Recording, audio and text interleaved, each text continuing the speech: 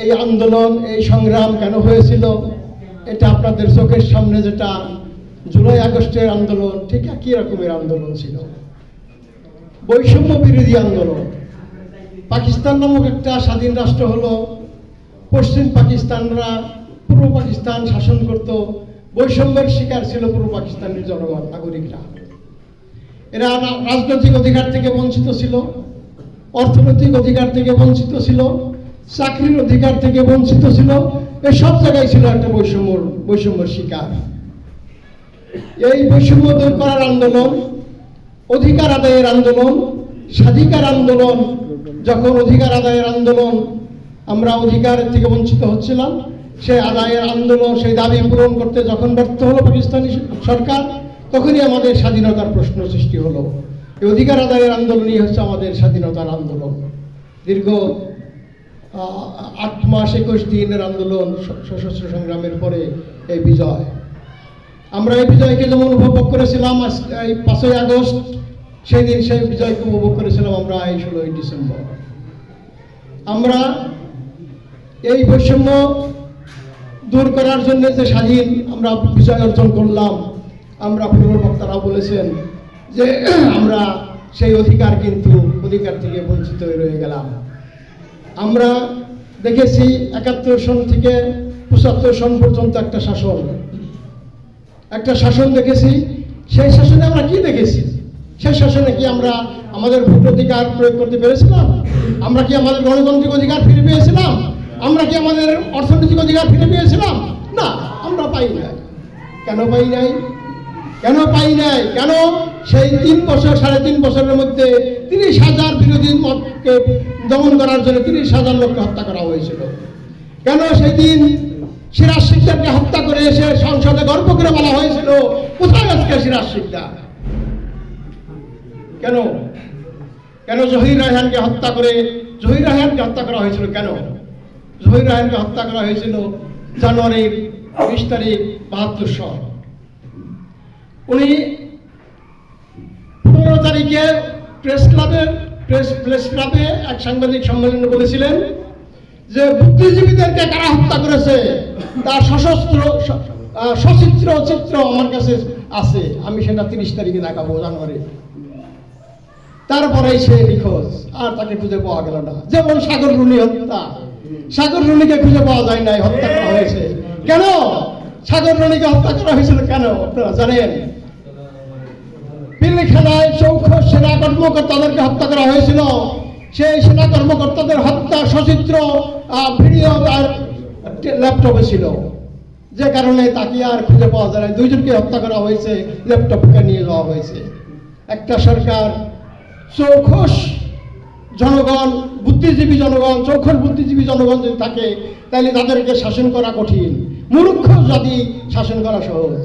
যেমন মসজিদের যদি চৌখস নামাজি থাকে, ইমামের বক্তৃতা দিতে কষ্ট করতে হয় না, তাকে হিসাব করে কথা বলতে হয় না, কিসসা কাহিনী বললে আপনার ফুস করে উঠবেন।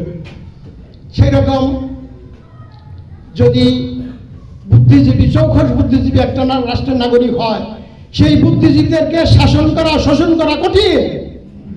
স্বাধীনতার মাত্র অব্যাহত কয়েকদিন পরে যখন ইন্ডিয়ার সেনাবাহিনীরা, কঠিন অবস্থা, ইন্ডিয়ার সেনাবাহিনীরা বাংলাদেশকে লুটপাট করে নিয়ে যাচ্ছিল সব, তখন 9ম সেক্টরের কমান্ডার মেজর জলিল তার আপত্তি করার কারণে তাকে গ্রেপ্তার করা হয়েছিল। কেন? প্রথম রাজবন্দী, বাংলাদেশের প্রথম রাজবন্দী মেজর জলিল, তাকে অ্যারেস্ট করা হয়েছিল। সে অধিকারের কথা বলেছিল, বাংলাদেশের অধিকারের কথা বলার কারণে ভারতের সেনাবাহিনীরা সব লুটপাট করে নিয়ে যায় দেশের মানুষ, দেশের সম্পদ। সেই কথা আপত্তি করার কারণে মেজর জলিলকে কেন অ্যারেস্ট করা হলো? সে তো এই দেশের মানুষের অধিকারের কথা বলেছিল। বুদ্ধিজীবীদেরকে হত্যা করা হয়েছিল কারা? বুদ্ধিজীবীরা ছিল কারা? এটা চিন্তা করতে হবে। এই বিজয়ের মাত্র 2 দিন আগে আপনাদের বর্তমান জেনারেশনের জেনে থাকা জানা উচিত, একটা বুদ্ধিজীবী কারা ছিল? প্রফেসর, সাংবাদিক, ডাক্তার। এরা কারা? এরা তারাই যারা পলাইয়া ভারতে যাওয়া নিরাপদ মনে করে নাই। পলাইয়া বুদ্ধিজীবীরা ভারতে আশ্রয় নিয়েছিল, যারা পলাইয়া ভারতে গিয়ে আশ্রয় নেওয়াটাকে নিরাপদ মনে করে নাই, তারা এই বাংলাদেশের অবস্থান করছিল, ঢাকা অবস্থান করতেছিলেন। সেই বুদ্ধিজীবীদেরকে হত্যা করেছিল তারাই, যারা পিলখানার সৌখোষ কর্মকর্তাদেরকে হত্যা করেছিল। এই বুদ্ধিজীবীদেরকে হত্যা করেছিল তারাই, যারা জামাতের সৌখোষ নেতাদেরকে হত্যা করেছে ফাঁসি দিয়ে।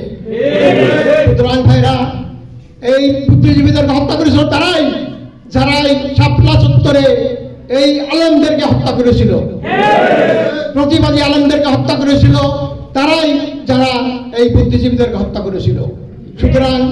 সুতরাং আজকে ইতিহাসকে ভিন্ন প্রেক্ষাপটে ভিন্ন রকমের চালিয়ে দেওয়া হচ্ছে, এটা রাজনৈতিক উদ্দেশ্য ছাড়া আর কিছু নয়। কারণ বুদ্ধিজীবীদেরকে কারা হত্যা করেছে তার তদন্ত কিন্তু এখন পর্যন্ত তদন্তের আলো মুখ দেখে নাই। সাগর নদীকে হত্যা করেছিল 107 বার তার তদন্ত রিপোর্ট দেওয়ার জন্য সময় চেয়ে তদন্তকারী কর্মকর্তা সময় নিয়েছে, তার তদন্তের রিপোর্ট এখনো হয় নাই। সুতরাং বুদ্ধিজীবীদেরকে পিলখানা হত্যা করেছে, তার বিচার এখন পর্যন্ত আমরা পাই নাই। আমাদের নেতাদেরকে ফাঁসি দিয়েছে, তার বিচার হয়ে দেশে করতে হবে। পিলখানা হত্যা করেছে, তার বিচার করতে হবে। শাপলা চত্বরে যাদেরকে যারা হত্যা করেছিল তাদেরকে বিচার করতে হবে। আইনাগার যারা সৃষ্টি করে মানুষদেরকে অপহরণ করে খুন করেছে তাদের বিচার এই বাংলার মাটিতে হতে হবে। তা যদি আমরা চাই, আমরা বৈষম্য বিরোধী একটা সমাজ গঠন করতে চাই, ইনসাফ ভিত্তিক সমাজ গঠন করতে চাই, সন্ত্রাস মুক্ত সমাজ গঠন করতে চাই, দুর্নীতিমুক্ত সমাজ গঠন করতে চাই, আমার পূর্ববর্তী সকল বক্তারাই বলেছেন, তাহলে ইসলামী শাসন ব্যতীত হবে না, হচ্ছে না, হতে পারে না। সুতরাং ভাইরা, আসুন, ইসলামী শাসন এমনি এমনি কায়েম হবে না।